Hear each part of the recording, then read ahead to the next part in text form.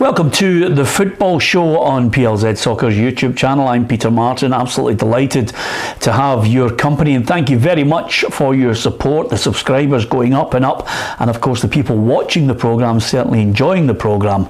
So thank you to each and every one of you for sharing it with your friends, telling them we are now exclusively live Monday to Friday at 4 o'clock on YouTube. And if you hit the subscribe button, well, you know the drill, Ruffy, hit the subscribe button, you're part of the family. Yep, you're in, you can get everything that's on that, and I was surprised. It took me by surprise because you know I'm not on that. Yeah, I know, you've only been here 10 years, Ruffy. Never seen some of the stuff that's on it. Is you don't even leave any in there, everything's there. It's all European, English, Scottish, whatever. World football, yep. If you download the PLZ Soccer app, you get all the breaking stories, and as Ruffy mentioned, and if Ruffy can find it on his phone, we're all doing well, by the way. You get onto the app and you can actually watch the programme. And don't forget, PLZ Soccer's 24/7. We've got news, and of course we've got great unique content, and you can see Ali, Tam McManus, Tam Cowan, Hugh McDonald, we're all there with special guests, Ruffy and I, bringing on special guests on a regular basis. So thank you to each and every one of you for joining us and showing us your support. Errol, Johnny, Thomas, Jackie, Billy, lots of people join us to offer their opinion on the games, whether it be the weekend or of course what we're going to focus on tonight, which is quite simply the Champions League. We're really looking forward to the games. Of course, it'll be a little bit time sensitive on the programme because by the time some people watch the programme, Celtic will have already played Real Madrid. Yeah, but it's one of the nights, isn't it? If you're a supporter, you want to say I was there, no matter what the score is. You're in the stadium, you've sampled it, and it's a tremendous night. I mean, Real Madrid are my European side, you know, even away back. I thought Paris Saint-Germain was your European side. No, not from away back. Ever since that all-white strip came out, every team I've managed, I've always made them play in an all-white strip. Is that right? I think an all-white strip walking onto a park looks absolutely amazing. Yeah, if I was talking about a European team that was mine, that was Barcelona, until they started buying players and couldn't afford them, and then asked players that they'd already signed to take £9 million of a wage drop. They're not winning too many friends for it, but you know, regardless of all the financial worries in Spanish football, this is a Real Madrid side who are in Glasgow. You know, there's just a plethora of unbelievably talented players. Yeah, I think, you know, you go through the squad and it's like a who's who of European football in terms of the pedigree and the names, and an eminent Ballon d'Or winner in their ranks. I think it's an extraordinary squad. It's an incredible challenge for Celtic to face. I think we all know when you look at the chasm between European football and Scottish football, it's vast. I don't think, given what you've seen from Ange Postecoglou's Celtic in a European context, I'm not sure there's any evidence for optimism tonight, but football doesn't work like that, as we all know. I think Celtic Park has been known for creating big surprises in the Champions League arena, and I'm sure Celtic fans will be hoping that there's another one this evening. Yeah, of course. I think Ange Postecoglou really has caught the imagination of the Celtic supporters, because quite simply, yesterday when someone said maybe you should keep a lid on the expectation, he was having none of it. So you want me to burst people's bubbles? You wanted me to bring it down into this whole experience? No, I'm glad our supporters are buzzing about it. I've got no problem with that. I think that's what we love about the game. I mean, if you're a Celtic fan, I mean, obviously, you know, I'm sure, you know, some fans of any club have it in for some members of the media, and we've all got to ask questions, and we've all got to try and sometimes look on and try and give as balanced a view as possible, where Celtic fans will be so partisan towards their club. Ange is full steam ahead. You know, he had a dig at the weekend, which I thought was great. You know, plan A, you guys think, you know, plan A is the only plan, so it seems to be working, so I'm going to stick with it. I mean, I'm looking at it with a note of caution, Ruffy. Play plan A against Real Madrid, I think they might dismantle you. Yeah, I think on paper you would say that is the case, but as Alice touched on it, sometimes it doesn't work that way. Yeah. You know, throughout European football, our two big sides, Rangers and Celtic, have come up against the odds and not overturned them, but put up a good display. I mean, Rangers drew with Barcelona at Ibrox, and Celtic have Juve and Barcelona and everybody. On any given night, you've always got a chance. Yeah, they are a fantastic side.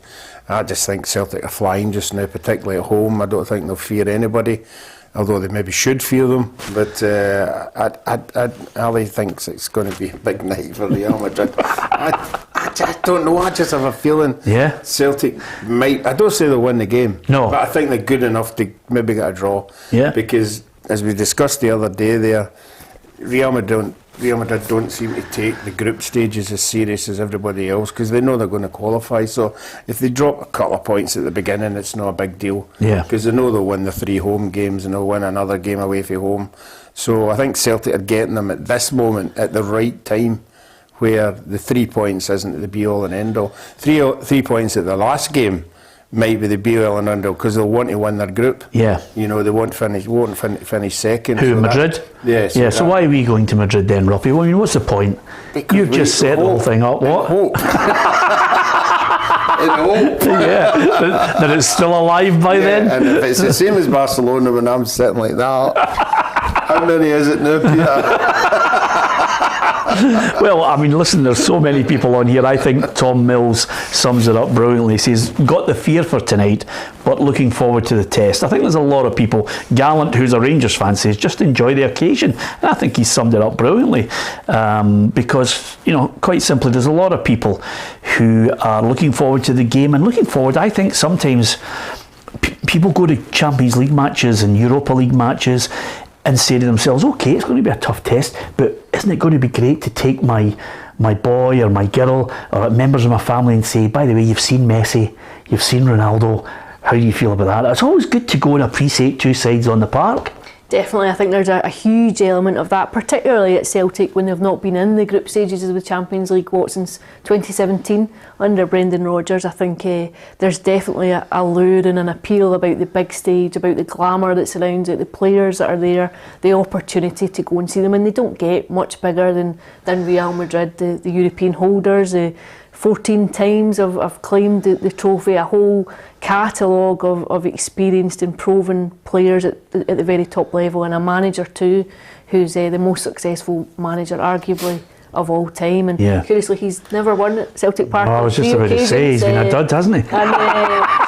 And it said a lot last night actually at his press conference, that when he was asked about those 3 games he's been at Celtic Park and his memories of being beaten, you know, as whole European champions with AC Milan, that he couldn't actually remember it. You know, he had no real memory of it, which I think maybe tells you where it ranks in his list of experiences as a manager. But I think Celtic will be emboldened by all of that, emboldened by what they've done previously in the competition, of the scalps that they've taken. I think since their very first foray into the Champions League under Martin O'Neill, you could go through a who's who of European football. Well, I always like the fact that sometimes when you get into any manager, they try and keep a lid on things, try and be sensible about it, and they always mention to their players when you get into the press conference, by the way, calm your jets, but not with Ange. here's Matt O'Reilly after a win against Rangers, looking ahead to this match, thinking we're not going to change our style for anybody. Yeah, we don't change the way we play, regardless of the opposition. We might have to tweak slight little things in terms of the amount we press, for example, just because of the quality of opposition naturally. But in general, the way we go about it's going to be the same. Every day in training is the same process. We approach Ross County away as the same way as we do as this game, so everyone's fully focused. Yeah. Well, there you are. They're approaching it the same way they approach Ross County. And many of the players will be hoping that Real Madrid play like Ross County. I think it's one of the nights when we always say if you're coming up against a quality side, you get in their faces early on. You know, you make sure they don't think they're going to have 90 minutes of strolling about looking like world-class players. So you have to, in possession, be like Celtic are. You have to be ruthless.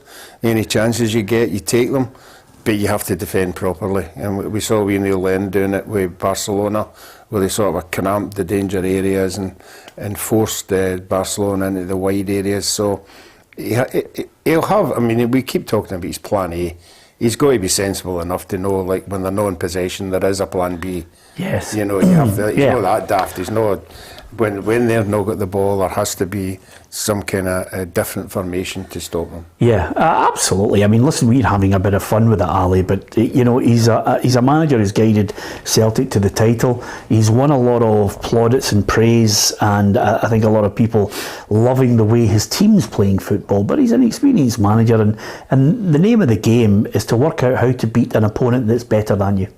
Yeah, I think we all know, we're all fairly well versed now in his philosophy and how he wants to play football, and the fact that he eschews any type of pragmatism, any kind of defensive approach. But curiously, if you look back to earlier European games last season, I think he played almost with 2 holding midfielders on a couple of occasions, and I'm curious to see the team this evening, because I wonder if that's an element that he may draw on again, that offers some kind of protection to the back line whilst also enabling you to still go on forward, to still adhere to your own principles when you have the ball, to move it swiftly. And I think you can see Celtic carry menace from middle to front. I think they do carry a threat.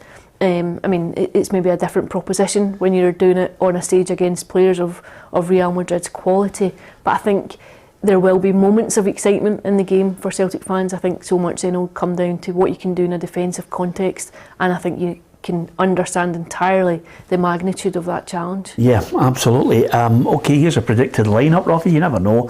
There might be a few surprises here and there. We do know that Starfelt picked up an injury, so he's not going to feature. So it looks as if it's Hart, Juranovic, Carter-Vickers, Jens, Taylor, McGregor, O'Reilly, Hatate, Abada, Jota and Kyogo. Is that the way you see it? Yeah, I think that's the best side at the moment, and we all know there is strength and depth on the bench, but that starting 11, you know, will be buoyant getting into that game with the way that they're scoring goals and the style of football that they're playing.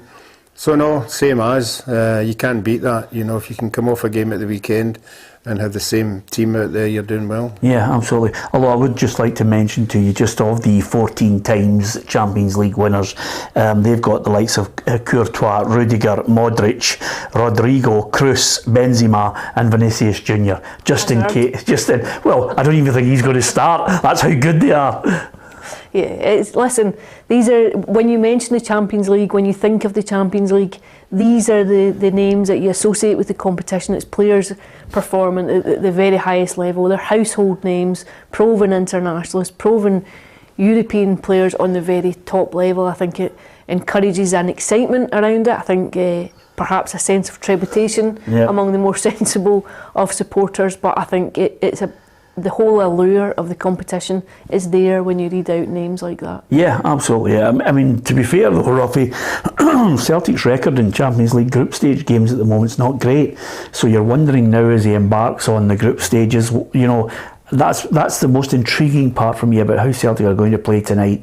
Off the back of the euphoria of the weekend win, it's quite simple. They've only got 2 wins in the last 18 group matches in the Champions League. I mean, the record was abysmal. But this team, I think, are better this season. Celtic's team's stronger. I think particularly at home, you know, the style of football that they play at home is exciting to watch, you know, and it doesn't matter what team, you know, you're coming up against. I know they've got a lot of quality, but they've still got to do something about the Celtic team when they're going forward, the pace that they're playing at, the intensity they're playing at. So, you know, they'll know they're in a game. They're not going to come out here and tonight, you know, and I think they're just going to walk through this game. You know, I've not done the predictions yet, but I mean, yes, you have. I get a sneaking feeling it's one each. I just don't know why. That's the great thing about you, Ruffy. Sometimes your predictions are based on a gut feeling of nothingness. Yeah. No, I mean, we all make predictions, and some ways are up the top of the table, some ways are down the bottom. So we'll just have to. Absolutely, you just have to suck it up. It's as simple as that. And I like. For the holders. Yeah, exactly. Well, there you are. There's Brendan on our right hand side here. Chris Andrews, I think, has got a great point here. Ruffy, he says, Real Madrid must be chuffed they don't have to play their nemesis, Aberdeen. I like that, Chris. I like the way you're thinking. Although the small matter of there's no Strachan, McGee, Eric Black, and a supporting cast. Same kind of conditions that night. Oh yeah, it's raining, Ruffy. Do you think there's a? That was heavy downpour. It was that night. dreadful in Gothenburg, wasn't it? It certainly was. Well, maybe they don't like the rain. Yeah, let's hope they don't like the rain, Ruffy. It's as simple as that. Could you pass those straws over so I can clutch at them? The other thing I was going to say to you, Ruffy, and this is the great thing about football, and so many people have mentioned it on the feed over the last couple of days as well. When you think about great games and you think about teams that are playing, Real Madrid coming here brought back a lot of memories, because as a boy I can remember being at that game, and one of the players that I really, and this is what we're talking about when you go to games to see Celtic against Real Madrid, and you go there and you think, oh great, I'm going to get a chance to see a player that I absolutely loved playing in English football, and when he moved to Madrid, I just thought he was a genius. It was Laurie Cunningham. And in 1980, Celtic were not tipped to beat Real Madrid at home, and Real Madrid battered them in the first half. I remember it, Juanito, Santillana, Stilica, who played for Germany, they just absolutely ran over the top of them, but Celtic rode their luck, and then, you know, George McCluskey and Johnny Doyle scored 2 goals in the second half. Well, that's what when you're a footballer, that's what you live on for the rest of your life. You know that. I mean, I sit here and talk about playing against Brazil and all that crowd that played with them. George McCluskey scored a goal against Real Madrid. Is that not enough as a football player? Well, to be fair, he was a wonderful player, George. Off and that, he was at Hibs with me as well. You know, he was a wonderful player. But that's the kind of thing that fans remember you by. Yeah. You know, in that game. You know, and that's what makes it worthwhile. And of the Celtic side that we did put up there, you know, the likes of a Callum McGregor. We'll look at this game. If Callum McGregor were to score, it would have the same impact as Johnny Doyle, who was a Celtic fan as a boy. All the Scottish players will look at the team they supported as a boy, and if you're lucky enough to score in, as Ruffy said, a game of this magnitude, it's just incredible, isn't it? Yeah, and I think Callum McGregor and Greg Taylor were both fairly open over the summer about wanting Real Madrid to come out the hat. They both, when questioned if they had any preference about who they might be up against, you know, Barcelona or Old Hat, they'd wanted a crack at Madrid. Funnily enough, I think the Champions League's a tournament where Callum McGregor probably came of age in a Celtic team. I think that season and his goal in the Champions League at Celtic Park probably announced his arrival as a first team regular under Brendan Rodgers. I think it cemented his role. He's grown significantly since then, you know, just to be so pivotal to Celtic's midfield, and I think he'll relish the challenge. Obviously played against Modric too at the European Championships. I think he'll relish the chance to go up against some of the best in the world. Yeah. You mentioned Laurie Cunningham there. Now, correct me if I'm wrong. You're wrong. What time? what year was he at Real Madrid? 1980. 1980. I think in 1972, Partick Thistle played in the Anglo-Scottish Cup. He strode into Firhill with a big Stetson hat with Leyton Orient. Well, can I just say something to you, Ruffy? I think you could be right, and I'll tell you why. Because I think Laurie Cunningham came from Leyton Orient and joined West Brom, and he played with Cyril Regis and I think it was Brendan Batson, and in the midfield,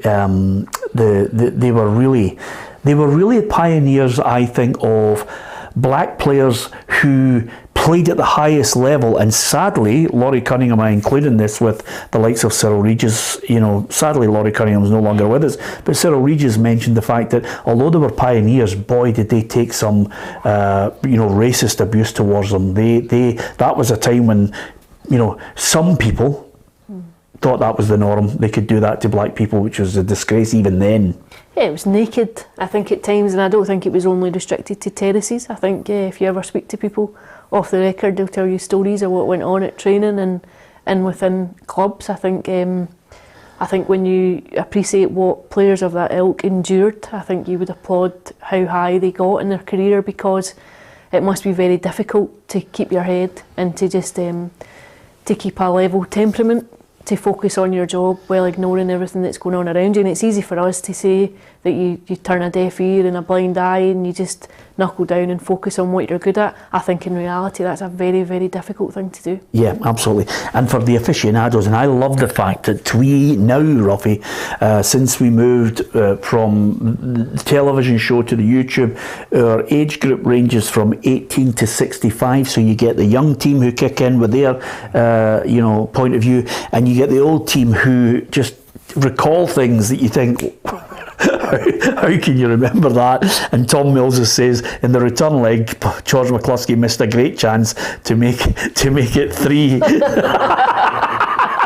So there you are, George. If you're somehow watching at this moment, somebody remembers that you missed an absolute sitter.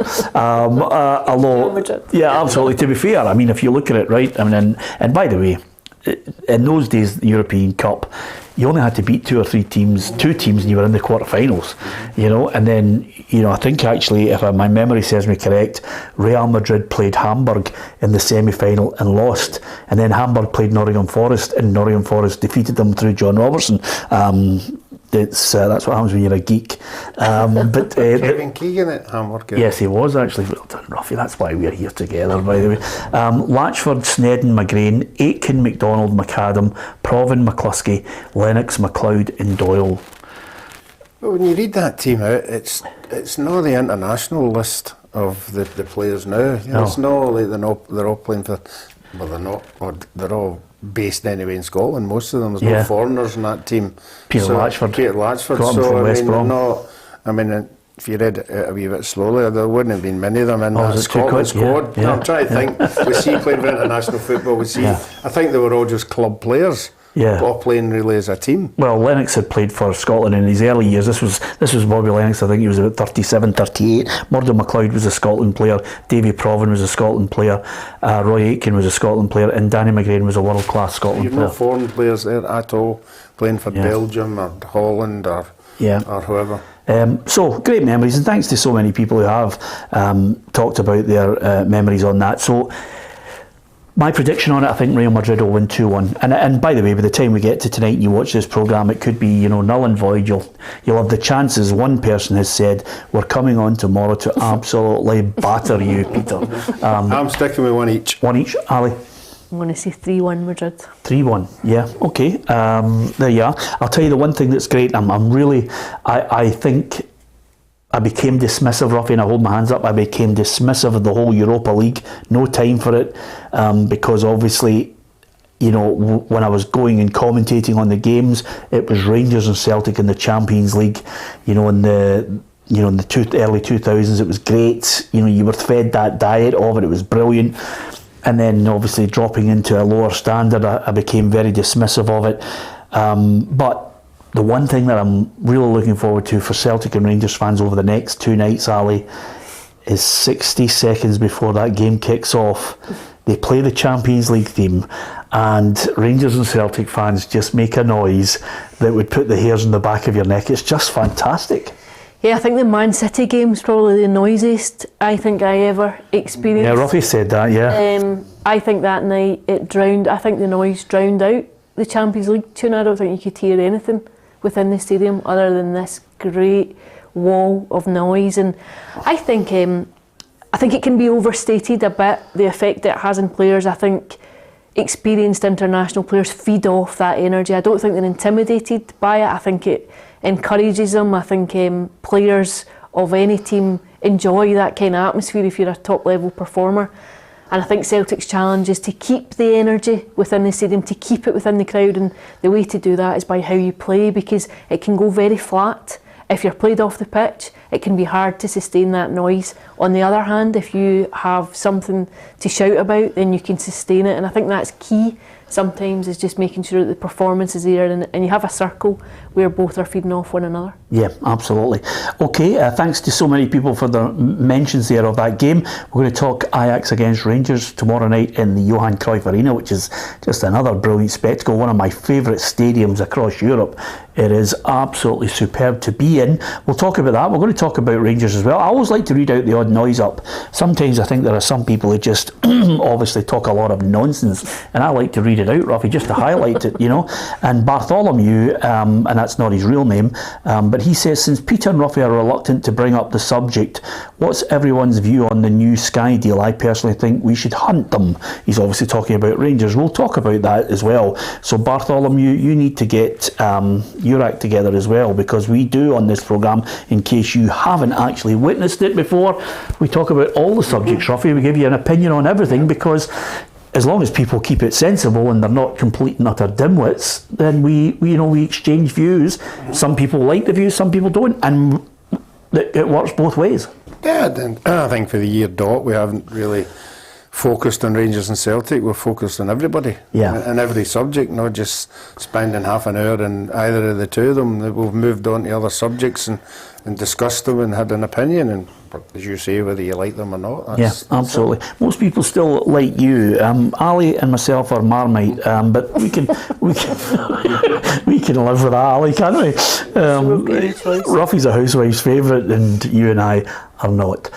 Anyway, apart from anything else, give us your view on some of the games. We're going to talk about that Sky deal in a moment, but Rangers, they'll be getting ready for the press conference around about 6:30 local time in Amsterdam ahead of that match against Ajax, which is again going to be a cracking night. And the big question is, Rangers have to bounce back from the disappointment, and I have to tell you, there's a fair bit of hysteria after one loss in an Old Firm game, despite the fact that Celtic absolutely dismantled Rangers. I would agree with you. I think Giovanni Van Bronckhorst has credit in the bank, given what he done last season. I think on the early evidence of the season, I think there was always a chance that Celtic were going to win and win comfortably on Saturday. I think what Rangers had to avoid was an early goal. I think when Celtic got that early goal, there was always an ability that they would go on and go to town, as it were. I think they've proven themselves in the European arena, not just across last season, but the couple of seasons before that too. I think they won't be apprehensive about the game. I think they'll be encouraged by how they've competed against high-level European opposition. I think it could be a difficult night. I think I think Ajax are a good side. I think it will be a hard game for them. But I think it's important that they steady things quickly and don't let any rot set in the aftermath of the weekend. Yeah, and that's the key to it all here. I think, there has been a fair bit of hysteria following that game. And again, if people have got short memories, you get to a situation, and I'm not saying it's going to happen, but I remember Celtic, absolutely hammering Rangers 6-2. And then, in the November, Rangers beat Celtic 5-1. Things can happen, strange things in the twist of an Old Firm derby and injuries to key players and things like that. And then you have to obviously come off the back of it and lift yourself. I mean, I just wonder about the Rangers 11 that might take to the field, who he's going to pick. If you look at their expected lineup, Ruffy, as far as Rangers are concerned, I mean, McLaughlin, Tavernier, Goldson, Sands, Barisic, Lundstrom, Kamara, Wright, Tillman, Kent, Cholak. Could it be something like that? I mean, the big call, Alison, that we've all been debating is he going to throw McGregor back in and say to McLaughlin, no, I'm sorry, it's just not good enough? It is a big question. I think it's an unenviable choice to make. I think you risk ruining his confidence entirely if that happens. On the other hand, can you afford not to make the change? I think Ruffy's maybe better served to talk about it than any of us here, but I think he's probably thinking he was culpable, I would say, for 3 maybe out of the 4 goals on Saturday. Yeah. And I think there is a big question mark of whether or not you keep him in for this game or not, or whether you allow it to go for 2 or 3 games and then make the change. I presume you're letting him off with the Jota one. Yeah, I think the Jota. I think it was a moment of quality. I think you could make a case to say his positioning could have been better, but I think it was a moment of quality. But I think 3 out of the other 4 goals you would possibly point to the goalkeeper. Yeah, I know you mentioned yesterday, Ruffy, and I thought it was a very good point you made, that if you take him out of the equation, it just absolutely flattens him, his confidence, everything will be shot to smithereens. Yeah, this isn't just a footballing decision, it's how the guy as a person has reacted to it, because it's very, very difficult if you get pinned out as the main culprit of an Old Firm defeat. So mentally, you have to assess, what state he's in, where is he in, he'll have been training today with the goalkeeping coach and the other goalies, you'll know right away if he's feeling it or he's not feeling it. And the bottom line with goalkeepers are, the good goalkeepers bounce back. Now, I can't think of him having another bad game this year, McLaughlin. Yeah. I can't. So what you're doing is you're doing him for one game in a big high-profile game. So I'm not doing him, Robbie. I just think it's got to a call. And to be fair, there were question marks last year as well over Alan McGregor at times. Yeah, no, but the here and now is it's a Glasgow derby where they've lost and lost heavily, and as you say, 3 out of the 4 goals, and a lot of Rangers fans are not having it. Although I think a lot of Rangers fans that I've been speaking to are saying, wait a minute, if you're talking about people in the firing line, there's a few players in front of him that deserve criticism. Yeah, and just as I was just going to say there, good goalkeepers bounce back. Yeah. Good goalkeepers, if he is playing tomorrow night, he could go out against them and be the star man. Do you think he's going to play? Yeah, I think I do. I think he will. I think it's a big call, right enough. You know, but Alan McGregor hasn't been playing. He's got no games under his belt for how long? I don't know the last time he played. He played in the League Cup last Tuesday night. Is that the kind of goalkeeper you would want? We know his quality, we know what he's got, but he's not match fit, if you want to put it this way. Yeah. I think it comes down to the fact that Giovanni Van Bronckhorst made a decision over the summer. He made a decision at the start of the season about who his number one was. I'm not sure you can afford to chop and change that. I think he has to keep faith with his decision. I think he has to stick to it. I think he will. I do think consideration would have been given to it over the last few days, but I think if he's going to drop him, it might be a month down the line if there are further mistakes. But I don't think he would drop him on the back of one poor game. I think that point you make, Alison, is the most relevant point here. He's made a call which has clearly upset one goalkeeper who signed a new contract, and he didn't sign it to sit on the bench. I don't know anybody that sits on the bench or signs a new deal, Ruffy, and thinks I'm happy to sit on the bench. So that's the first thing, and especially a top goalkeeper like him. But the other thing it suggests to me, Ruffy, is if Giovanni Van Bronckhorst has made his call and this is the goalkeeper, if you're 6 games into a league season and suddenly you change it, it suggests to me, okay, you've got to do the best for the team, but it's a little bit erratic. Yeah. You've got to assess who he is as a person. He's training with them.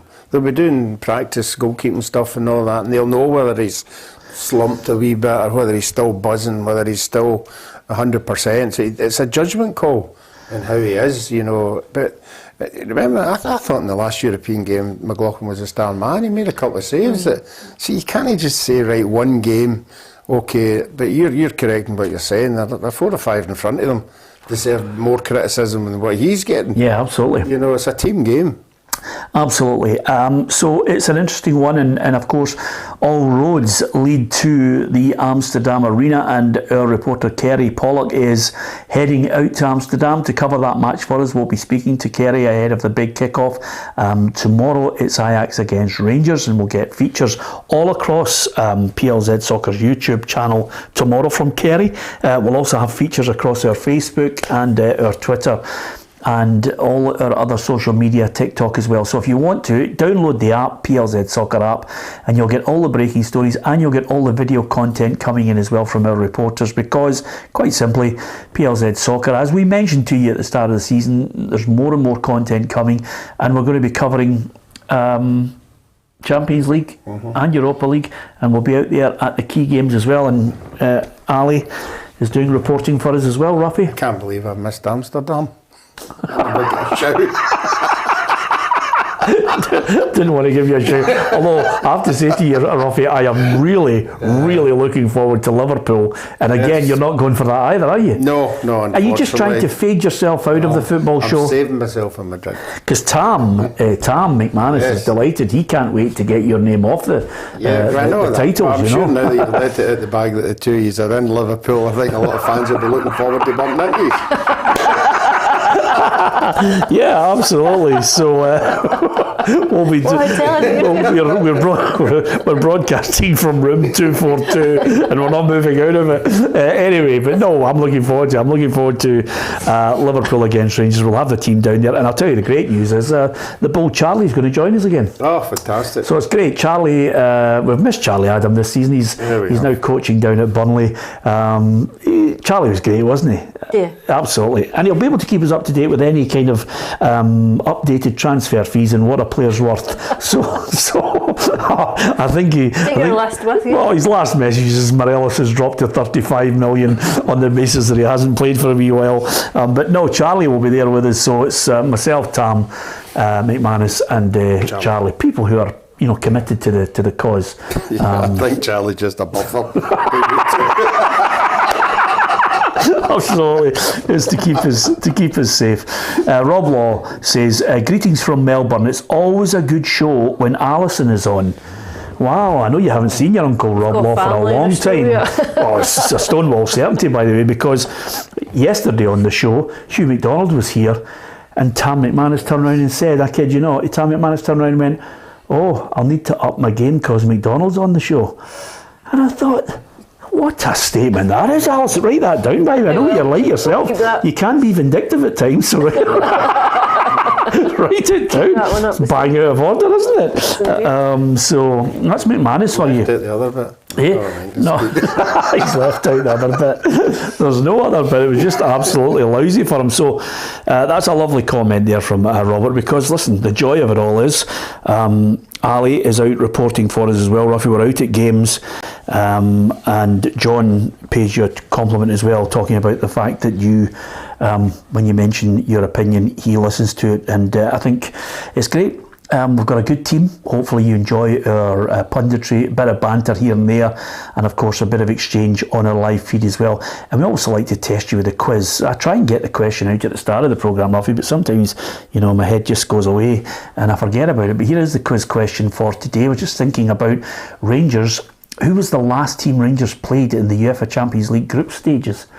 So it's the last game that they played before they. This is the last Champions League game since, you know, they were last in it. COVID? Was it the COVID game? Was it Bayer Leverkusen?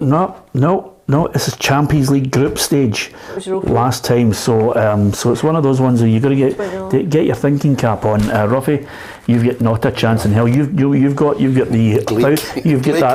Glaikit look, that 1,000-yard rabbit stare, which tells me there's nothing in your head. So I don't know why you're even trying. Don't even think about a team because it's wrong. Anyway, you can give us your thoughts on it. Gallant, what a guy! Gallant's all over it right away. Got it. He's on it. I mean, that is quite good. Even if Gallant looked it up. That takes some doing, by the way. He's on it right away. Now, I wonder if he looked it up or he was there, he was at the game and he sensed it right away. That's the quickest we've had an answer from someone on the quiz, on the feed. So, I don't know what Gallant's real name is. He doesn't like to divulge it, but I'm sure it's a former Rangers player who played in the game. Anyway, well done to you, because that was superb. Of course, Kerry's out there in Amsterdam for us, but our other reporter, Adam Binney, has been looking ahead to what Rangers are going to face against Ajax. Rangers will face Ajax in their opening UEFA Champions League group stage match tomorrow. It'll be the first time in 12 years that Rangers play in the group stages of this competition, and they'll be up against one very familiar opponent. Former Gers defender Calvin Bassey was sold to Ajax for a fee believed to be around £25 million, including add-ons. After a blistering start to life in Amsterdam, it looks almost certain that he will start the match. Ajax are 4-time European Cup champions and have competed in the last 5 editions of the UEFA Champions League, but they will be without a star of their own from last season as a result of the £85 million sale of Brazilian winger Antony to Manchester United. The only 2 previous meetings between these two sides came in this competition in the 1996-97 season, where Ajax won both games, the first one 4-1 in Amsterdam before winning 1-0 at Ibrox. Can Giovanni van Bronckhorst's side continue their impressive European form and take out European giants Ajax tomorrow? Or will Ibrox favourite Calvin Bassey return and haunt his former club?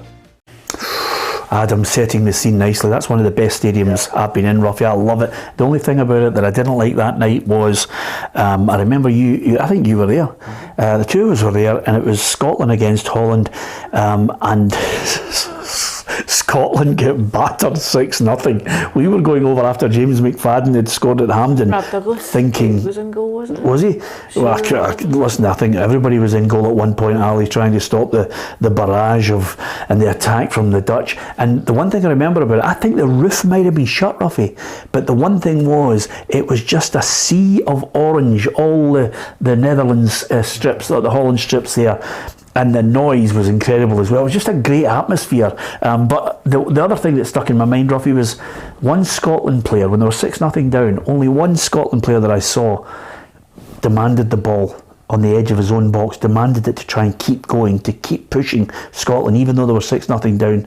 And it told me everything about his desire. I mean, I love him as a player, but as a person, he's just absolutely superb.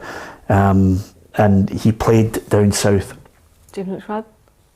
Gary McAllister. Gary McAllister. Gary McAllister had gone by that time. No.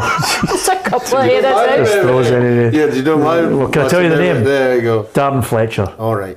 Darren Fletcher. My lasting memory that night when it was 5-0. I don't know who the Dutch centre forward was, but he picked the ball up just by the halfway line and turned our centre half. And I don't know who the centre half was. He tried to grab his legs on the ground and stop him. That's how desperate he was. I think that was Stephen Presley. I was thinking Gary Caldwell. Yeah, it could have been something like that though. But nevertheless, I do not think it's going to be 6-0 to Ajax. That's for certain. Ajax's coach Alfred Schroeder has mentioned Rangers have a very competitive team. They'll want to pressure us from the start, and I expect they'll want to play from the back. We know their coach Giovanni van Bronckhorst very well. They probably want to come up with an extra midfielder in midfield. We have to be aware of that. I think he's well aware of the type of style that Rangers are going to play because they'll have watched them against PSV. I actually think it's one of the compliments to Rangers that people know their style because of what they've done over the past few seasons in European football, that it does make people take notice. I think Ajax will be wary of taking them lightly. I think even just the fact that they put PSV out to qualify and qualified at their expense, I think they'll have known them. Giovanni van Bronckhorst, obviously well known in that community. Calvin Bassey back at Ajax now and going up against Rangers. I think it'll be a difficult night for Rangers. I think it'll be a fairly fraught test for them. I think they'll be encouraged by what they've done last term, but I think they'll be desperately keen to come out of it in the back of some kind of positive result just because of what happened at the weekend. Yeah, and of course sometimes, Ruffy, on our feed when people are offering their tuppence worth in opinions, if you get a game which is Ajax versus Rangers, sometimes someone comes up with a joke and they just keep posting it to see if they'll eventually read it out so they can get it in, so they can sit at their computer and go, "Hey, it's my joke." And Steve, well, it's so bad, I'm going to read it out because Stephen's clearly happy with it. Stephen says Ajax will wipe the floor with them. Hey! For some of our younger viewers, Ajax used to be a cleaning detergent. Is that fair, Ruffy? Yep. And then due to European laws we had to change it to something like, I don't know, what did they change? They did change it, but nevertheless, well done. Then, Stephen, we did. Yeah. You didn't need God, I was going to give you a line there, but I'm not. But not in our house, it was mobbed. As far as Stephen's concerned, it was a rotten joke, Stephen, but I read it out anyway, so there you are. And can I just say something? We're talking about great games. I remember 1996 because Rangers had put a formidable team together. They were really pushing, they were making big signings. Some of them obviously couldn't play because of the 3 foreigner rule, that was really curtailing things at the time. But Rangers were really spending big money trying to win the European Cup, and they get dismantled by Ajax because it was a year after Ajax had won the Champions League in 1995. I think they beat AC Milan 1-0. Patrick Kluivert scored. And they played against them, and they had Kluivert, they had Van der Sar, they had the De Boer brothers on their side, and they also had Mark Overmars. So that was the Ajax side, Ruffy. And the Rangers team that played against them had the likes of Derek McInnes played in one of the ties, Ian Durant, George Alberts, Eric Bo Anderson, remember him? Mm-hmm. Paul Gascoigne, Richard Goff. They lost 1-0. Rangers lost 1-0 at Ibrox, and they were hammered 4-1 in Holland, in the Netherlands, sorry. I think that's the danger of the competition. You can come off on the back of a hiding. It can happen because you especially if there's a naivety in how you approach the game and how you manage the game. If you lose a goal and you go searching for other goals, I think there is a possibility of being picked off. You've seen it with Celtic as well in recent campaigns, both the Europa League campaign, the Conference campaign last season, and in the Champions League. I think that the 7 wins and the 7 nils. I think it's when you come into that stage, there is a danger that it can happen. I think that's the difference between Rangers and Celtic. Celtic don't want a plan B. They just want to be plan A. Rangers have got a plan B. Yeah. And they've proved it away from home in Europe that if it works accordingly, they can do it, and they can go to top European sides, and they can put that plan B in, and it works. Well, I'm going to cut Ange Postecoglou some slack, Ruffy, because I think last season, they lost games. But I think he's building a team and he's building them to play a certain way, and he's now got his players. It's his team.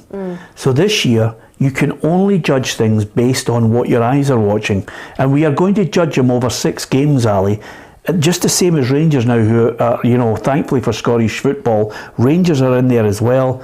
And after the highs of reaching the Europa League final, now Rangers have to see what level they're operating at in the elite of European football. So I think Ange has got to be, I think you've got to cut him some slack. I think they're a better side this year. It's just that nagging doubt in the back of my mind about, are you aware of how to play European football that doesn't involve getting an absolute hiding, I think this is a barometer of the Celtic team. I think being exposed to Champions League football might just tell you where they're at, because I think it's all well and good that you steamroll over the top of domestic opposition, but it's difficult to get an accurate gauge of just where you are. I think this might illuminate that. It might show it. It might show up the deficiencies that are still within the Celtic side.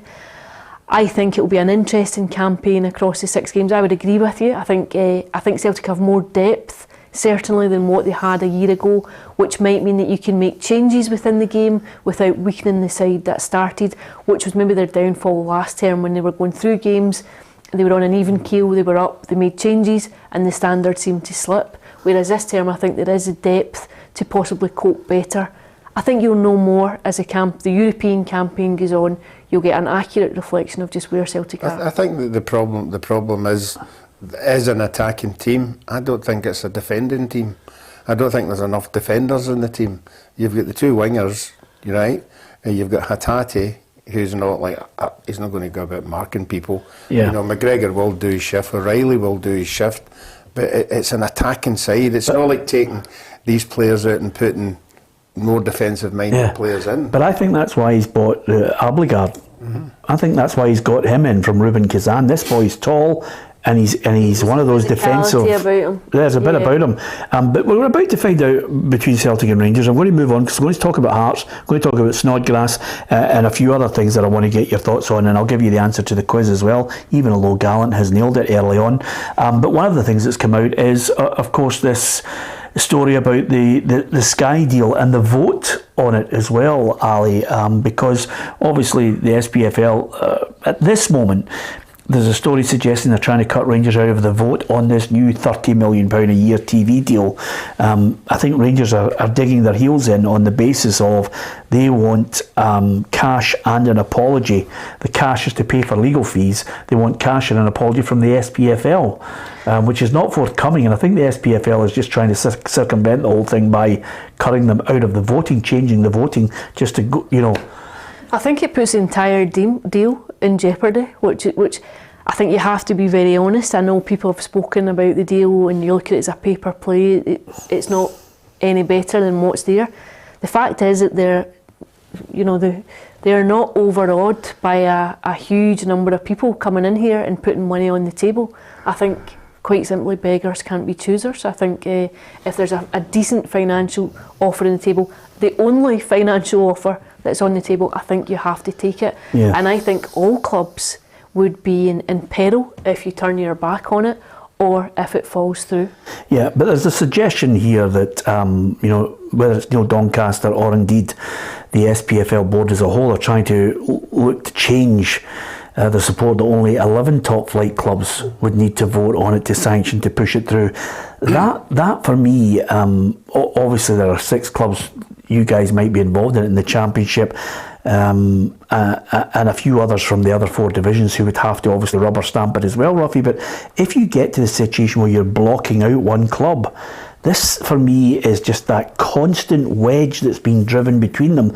There's no building bridges, and I think Rangers have a real bee in their bonnet. I mean, I don't think there's any doubt in my mind. It's a personal view that they would rather see Neil Doncaster sacked. They've asked. I mean, it was fairly open. Yeah, it was unambiguous. Yeah, absolutely. So I think that's the first thing. But secondary to that, I think there is a real desire to just block as many things as possible. The Cinch deal is just a farce.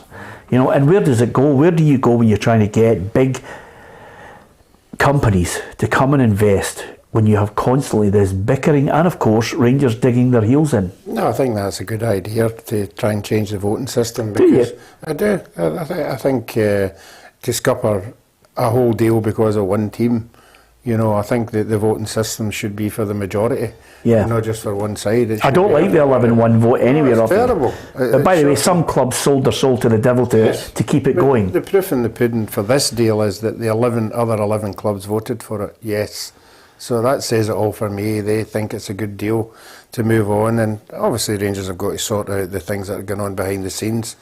I thought it was sorted out with the Singe thing.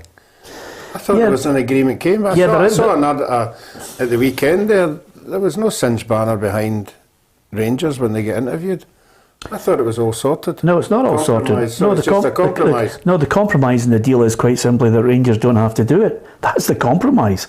It's as simple as that. I think it's incredibly parochial. I think it is. It's in danger of undermining finances that can be attracted into the game at a time when finances are absolutely vital, as they always are. The Scottish game just doesn't have the financial clout to go just now and say, we want X amount, we can demand this amount. The point is that Sky are the only broadcaster who have come and tabled an offer. Yeah, the other thing about it, Ali, and I've said it ad nauseum on this programme, we could attract bigger sponsors, have a great, a really open attitude to marketing our product if it wasn't for this constant bickering and backstabbing that goes on. If Rangers are going to be in their bonnets as they've had since 2012, and everybody goes on a list, so be it. The fact is, quite simply, we're not getting deals. We're not getting deals because not only Rangers, but a number of them are all in it for their own self-interest. And that is why we are viewed as a small country that looks as if it's about 12 or 13 men all going into a pub and just punching the life out of each other. Yeah, I absolutely would agree with you. I think it looks like amateur hour. I think it looks incredibly unprofessional. And I think also you're at real risk of jeopardising the finances of clubs. It makes a mockery of the five group that got together to take us forward. In 5 years' time, we're going to have this deal, that deal. We're not going to have any of the deals in place if this keeps carrying on. Yeah. Because it's all just going to fall flat on its face. Absolutely. So, at the end of the day, Neil Doncaster remains there. The deal, if they carve it out, is another thing. We'll wait and see how that story continues. Of course, it's not the only thing just on the back of Rangers, because a number of Rangers supporters groups are totally and utterly disgusted with what's happening behind the scenes. Amazing what an Old Firm defeat can do to the disgruntled supporters. But over and above that, Dave King has come out and mentioned to the Evening Times in Glasgow that he's surprised that Rangers didn't have a plan A, B and C of spending, and the lack of spending is a worry. And he's gone on to mention that a lot of Rangers fans will be wondering about the Champions League money. He's surprised, he said, that Douglas Park hasn't made that available to your man Ross, to actually go out, Ross Wilson, I think, to go out and buy players, get players for Giovanni Van Bronckhorst and strengthen the team. So I think it's fairly revelatory. I think the fact that they've not went out and signed people would suggest that the money has to go to other uses. I think it's not just the fact that they brought in money from the Europa League campaign and getting to the final, from guaranteeing group stage Champions League money. There was also high profile player sales too. Yeah. I think you would have anticipated some strengthening across the squad. I think supporters are entitled to feel that way. They're buying season tickets, they're supporting the club financially all the way across the European run. And by the way, it's not just your average Joe on the street. I know friends of mine who are big businessmen who are not happy the way they've been treated, when they're going to put out a lot of money for 5 and 6 tickets, or going for the hospitality and everything. So it's not just, your average Joe in the street. And this is a statement that Rangers have put out, obviously, on fan engagement that's come out. So clearly, once you start getting unhappy supporters, you have to try and engage with them. And I think this is, something that's the supporters have forced their hand. As a club, we're committed to maintaining and strengthening the fan engagement initiatives to help drive the best supporter experience possible for this season for our devoted fans. Rangers are delighted to confirm several drop-in sessions with fan engagement department. These sessions are aimed at supporters who do not use social media or other digital platforms but are open to all. Another key pillar of fan engagement is regular structured dialogue between the support and the club. Rangers will hold these meetings at Ibrox and across the UK. The content of all structured dialogue will be shared with the board to inform decision making and help shape the future of Rangers. Well, is that just a reaction because their hand's been forced? I think so, and I think it's always interesting. I think so many things slip under the radar when you have a team that are winning on the park. If you deliver a winning team, everything else is forgiven. It just pales into insignificance, doesn't it? Absolutely everything. You look at the abuse that Gavin Strachan took, that Stephen McManus took, at times that John Kennedy took. It all just fades away. You deliver a winning team, there are no grumbles. I don't know. How often did you hear about Celtic fans wanting a director of football, a head of recruitment, a modern system of recruitment? A fan on the board. It all mutes itself if you have a winning team. The converse is true.